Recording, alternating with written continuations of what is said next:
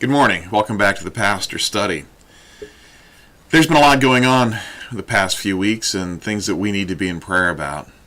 It is midweek, and normally this is a time for some devotional. But this week we're going to be covering some prayer concerns. We're going to be talking about some other issues we've got to pray about and deal with as a community.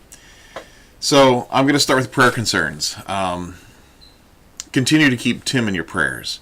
As you know, he had surgery on February 13th. He's home, came home on Saturday. The trache's out.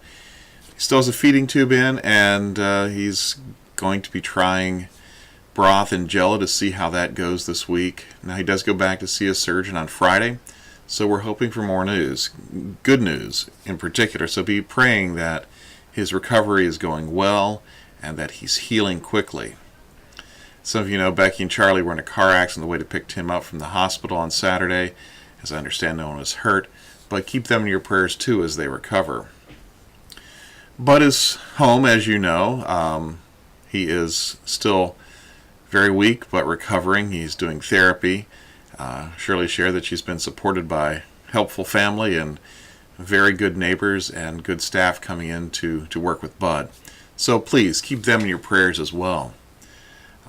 Continue to keep John in your prayers as he recovers, gaining strength after having the pacemaker put in, the other issues he's faced recently. We continue to keep Owen in our prayers as well. As you know, prostate cancer issues have resurfaced, and he is now looking at treatment. So please keep him in your prayers and pray for strength and healing.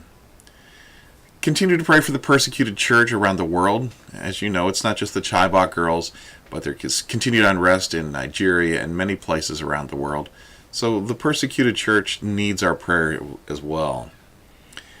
Our missionaries, Binyu in India, Joanne in Brazil, and Pat in England, keep them in your prayers, pray for their ministries, and just ask to see God working in those. Here in the States, we have some issues as well. Another school shooting.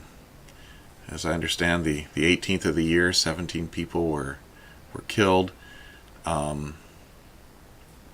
This is a problem. And we need to have frank conversations about it, not only with each other, but also with our elected officials. And we need to stop killing children. This isn't the only issue we have. There are others. But today, I'd ask you to spend time in prayer about this.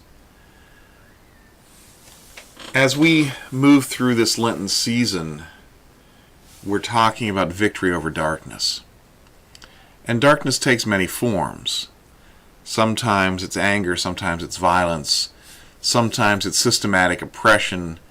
There are many forms that it takes. Some we participate in unbeknownst to ourselves, and some we actively continue to participate in, and sometimes we are oppressed. Now, for most of us living in the suburbs, life is pretty good. But there are many places, even here in the States, where life is very difficult. There are hard choices being made by people with very few options.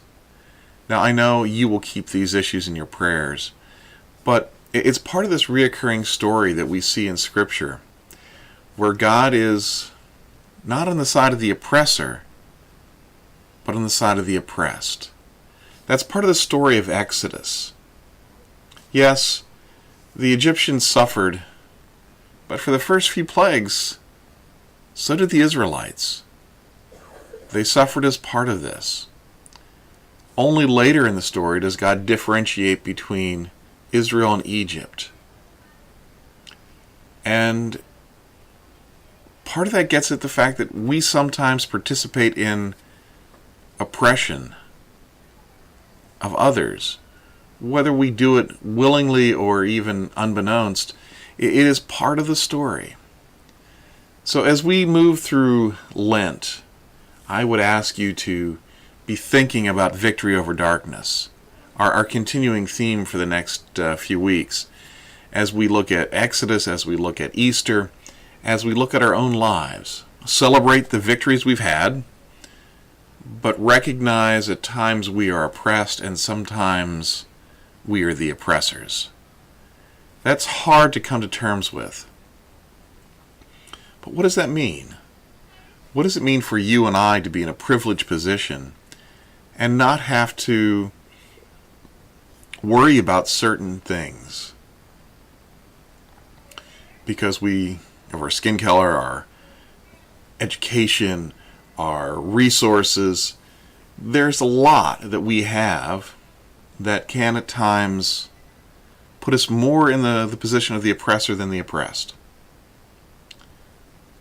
Now, like I said, this isn't always active on our parts. It's not something we choose to do. It's part of the system that we inherited, that we live in.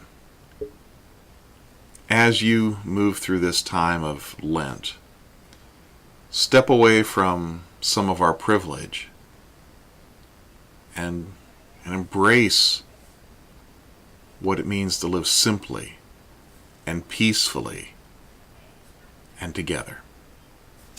Brothers and sisters, I pray that you have a wonderful week. I look forward to seeing you on Sunday, that we can share again. Blessings and peace.